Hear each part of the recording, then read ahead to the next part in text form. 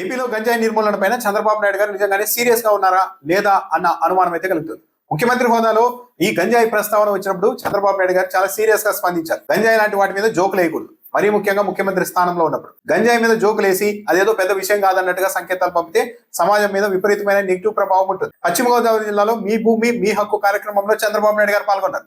ఈ సందర్భంగా యథావిధిగానే మీ దగ్గర ఎవరెవరి దగ్గర సెల్ ఫోన్లు ఉన్నాయి చేతులు ఎత్తండి అని అక్కడ ఉన్న వాళ్ళని చంద్రబాబు నాయుడు గారు కోరారు. అందరూ చేతులు ఎత్తంగానే ఓహో కొందరి దగ్గర 2-3 సెల్ ఫోన్లు కూడా ఉన్నాయి అంటూ సెల్ ఫోన్ల మీద జోకులు వేసే క్రమంలో నవ్వుకుంటూ ఒక ఫోన్ ఇంటికి వాడతారు, ఇంకో ఫోన్ బిజినెస్ కు వాడతారు, ఇంకో ఫోన్ సాయంత్రం గంజాయి బ్యాచ్ తోనో లేకుంటే మందు బ్యాచ్ తోనో మాట్లాడేందుకు వాడుతూ ఉన్నారు అని సరదాగా జోకులు వేస్తూ ఉన్నారు చంద్రబాబు నాయుడు గారు. కొంతమందికి 1 ఉన్నాయి, కొంతమందికి 2 ఉన్నాయి, 3 కూడా ఉన్నాయి.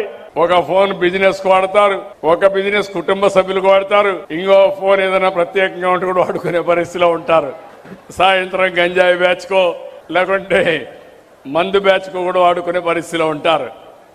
ముఖ్యమంత్రి హోదాలో చంద్రబాబు నాయుడు గారు గంజాయి బ్యాచ్ తో మాట్లాడేందుకు సెల్ ఫోన్లు వాడుతున్నారు అని అంత సరదాగా మాట్లాడితే యువత ఏమనుకుంటుంది? ఓహో గంజాయి అన్నది పెద్ద నేరమే కాదు, చంద్రబాబు నాయుడు గారు దీని మీద జోకులు వేస్తున్నారు, మనం సెల్ ఫోన్లలో గంజాయి బ్యాచ్లతో మాట్లాడుతున్నాం అన్న విషయం ముఖ్యమంత్రి గారు కూడా తెలుసు, కానీ అలా మాట్లాడితే తోలు తీస్తా తాట తీస్తా అనడం లేదు, సరదాగా మాట్లాడుకుంటున్నారు అన్నట్టుగా చంద్రబాబు నాయుడు గారే సరదాగా మాట్లాడుతున్నారు కాబట్టి ఇది పెద్ద అంశం కాదు అని యువత అనుకునే అవకాశం ఉంది కదా. ఇంకా గంజాయి బ్యాచ్లు పేటరేగిపోయే అవకాశం ఉంటుంది కదా. గంజాయి అన్న ప్రస్తావన వచ్చినప్పుడు సరే సెల్ ఫోన్లలో మాట్లాడుతున్నారని ప్రస్తావించినప్పుడైనా ముఖ్యమంత్రి చాలా సీరియస్ గా మాట్లాడాలి. గంజాయి జోలికి వెళ్తే అలాంటి బ్యాచ్లతో ఉంటే మీకు తీవ్ర పరిణామాలు ఎదురవుతాయని వార్నింగ్ ఇవ్వాలి. అలా ఇవ్వకుండా గంజాయి బ్యాచ్ తో మాట్లాడడానికి మందు బ్యాచ్లతో మాట్లాడడానికి కూడా ఇంకో ఫోన్ పెట్టుకుంటున్నారు అని అంత సరదాగా ఒక ముఖ్యమంత్రి పబ్లిక్ మీటింగ్ లో మాట్లాడడం అనేది సరైనదేనా? రాష్ట్రంలో ఈ గంజాయి బ్యాచ్లు ఉండాలి, ఈ గంజాయి బ్యాచ్లు ఉంటే వాటిని బూచిగా చూపెట్టి పబ్లిక్ అందరినీ ఒక పానిక్ మోడ్ లోనికి తీసుకెళ్లవచ్చు అని చంద్రబాబు నాయుడు గారు అనుకుంటున్నారా? మరి చంద్రబాబు నాయుడు గారు మరో అంశాన్ని కూడా ప్రస్తావించారు. మాజీ ఎమ్మెల్యే బ్రహ్మనాయుడిని హైదరాబాద్ పోలీసులు భూ వివాదంలో అరెస్ట్ చేశారు. ఈ అంశాన్ని ప్రస్తావించిన చంద్రబాబు నాయుడు గారు జగన్మోహన్ రెడ్డి పక్క రాష్ట్రంలోనికి వెళ్లి మీ మాజీ ఎమ్మెల్యే భూదందాలు చేస్తూ ఉంటే అతన్ని ఇంకా పార్టీలో ఎలా ఉండనిచ్చావు, ఎందుకు సస్పెండ్ చేయలేదని చంద్రబాబు నాయుడు గారు ప్రశ్నించారు. బ్రహ్మనాయుడు అయితే నేను నేరం చేయలేదంటున్నారు. నేరం చేశారా లేదా అన్నది కోర్టులు పోలీసులు తేలుస్తారు. తెలుగుదేశం పార్టీలోనే ప్రస్తుతం మహిళా ఎమ్మెల్యే ఒకరు ఉన్నారు కదా. కేసీఆర్ ముఖ్యమంత్రిగా ఉన్న సమయంలో హైదరాబాద్ లో ఏకంగా ముఖ్యమంత్రి కేసీఆర్ సన్నిహితమైన కుటుంబ సభ్యుల్ని కిడ్నాప్ చేసేందుకు ఒక భూ సెటిల్మెంట్ లో ప్రయత్నించారు కదా. ఆ కేసులో ఆమె అరెస్ట్ అయ్యారు కదా. మరి ఆ రోజు ఆమెను పార్టీ నుండి చంద్రబాబు నాయుడు గారు సస్పెండ్ చేశారా? దీపక్ రెడ్డి హైదరాబాద్ వేదికగా చేసుకుని పెద్ద ఎత్తున ల్యాండ్ సెటిల్మెంట్లు కబ్జాలు చేస్తున్నారని ఆయన కూడా అరెస్ట్ చేశారు కదా. మరి ఆయన పార్టీ నుంచి బయటకు పంపించారా? ఇప్పుడు కూడా పార్టీలోనే ఉన్నారు కదా. రోజు పత్రికల్లో ఏపీలో తెలుగుదేశం పార్టీ ఎమ్మెల్యేలు భయంకరమైన భూ కబ్జాలకు పాల్పడుతున్నారని ఆరోపణలు వచ్చాయి కదా. కొందరు అదే నియోజకవర్గాలకు సంబంధించిన తెలుగుదేశం పార్టీ నాయకులే ప్రెస్ మీట్ పెట్టి తెలుగుదేశం పార్టీ ఎమ్మెల్యే ఇక్కడ విపరీతంగా కబ్జాలు పాల్పడుతున్నారని ఆరోపణలు కూడా చేశారు కదా. ఒక ఎంపీ నా నియోజకవర్గంలోకి వచ్చి గంజాయిని అమ్మిస్తున్నారని తెలుగుదేశం పార్టీ ఎమ్మెల్యేని ఆరోపించారు కదా. భూ కబ్జాలకు పాల్పడుతున్న ఒక్క నాయకుడి మీద అయినా చర్యలు తీసుకున్నారా? భూ వివాదాల్లో జోక్యం చేసుకుంటున్నారు, సెటిల్మెంట్ చేస్తున్నారని స్వయంగా డిప్యూటీ సీఎం పవన్ కళ్యాణ్ గారే చెప్పారు కదా. ఆ సెటిల్మెంట్ చేస్తున్న వారు ఎవరు గుర్తించి ఒక్కరి మీదైనా చర్యలు తీసుకున్నారా చంద్రబాబు నాయుడు గారు ఇప్పటి వరకు? గుంటూరులో ఒక సీనియర్ ఎమ్మెల్యే పూర్తిగా బరి తెగించేశారని ఆంధ్రజ్యోతి పత్రికలోనే రాశారు కదా.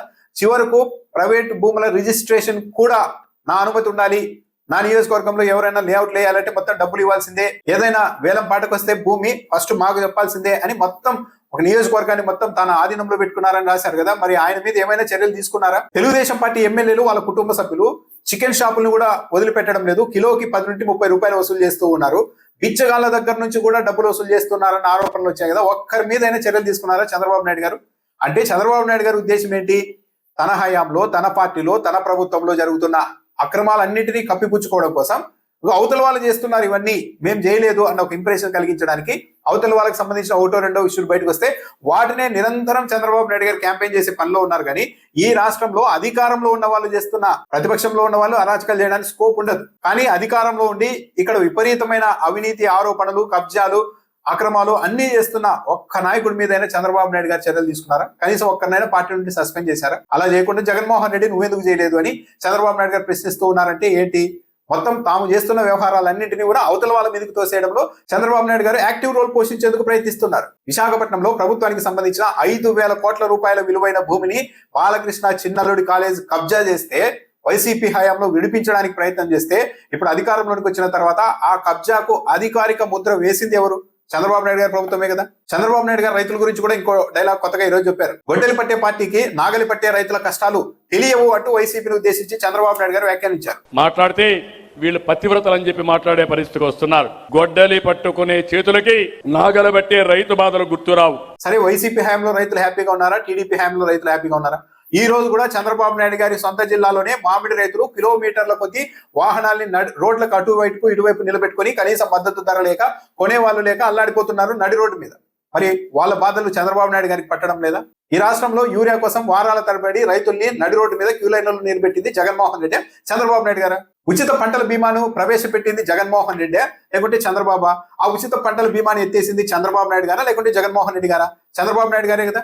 మద్దతు ధర లేక కొద్దిగా ధర పెరిగిన తర్వాత అమ్ముకుందామని మొక్కజొన్నను స్థానికంగా ఉండే ఒక రైతుకు సంబంధించిన చిన్న గోడౌన్లో దాచుకుంటే రైతులంతా, స్థానిక రైతులంతా ఆ గోడౌన్ సీజ్ చేయించి వాళ్ళ మీద ఎస్సీ ఎస్టీ అట్రాసిటీ కేసులు పెట్టించి 200 మంది తెలుగుదేశం పార్టీ కార్యకర్తలను ఆ గ్రామం మీదకి పంపించి దౌర్జన్యాలు చేసింది ఏ ప్రభుత్వంలో? చంద్రబాబు నాయుడు గారు.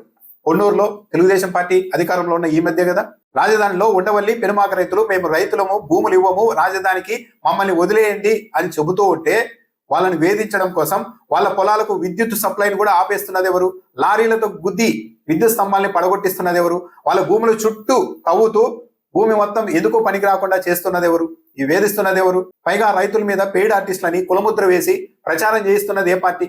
నిజంగానే చంద్రబాబు నాయుడు గారికి, తెలుగుదేశం పార్టీకి నాగలి పట్టే రైతుల బాధలు తెలిసి ఉంటే ఈ పరిస్థితులు ఈ రోజు ఉండేవా? వ్యవసాయ శాఖ మంత్రి మేము మద్దతు ధర ఇచ్చి పంటను కొనుగోలు చేయలేమని చేతులెత్తేసే పరిస్థితులు వచ్చిన తర్వాత ఇంకా మేము రైతుల గురించి ఆలోచన చేస్తున్నామని చంద్రబాబు నాయుడు గారు ఎలా అంటున్నారు? అంటే తాము తప్పులు చేస్తూ ఆ తప్పులన్నింటినీ తమ మీద కాకుండా అవతల వాళ్ళ మీదకి తోసేసి తప్పించుకునే పనిలో చంద్రబాబు నాయుడు గారు ముందుకెళ్తున్నారు అన్నది ఈరోజు చాలా క్లియర్ గా అర్థమవుతుంది.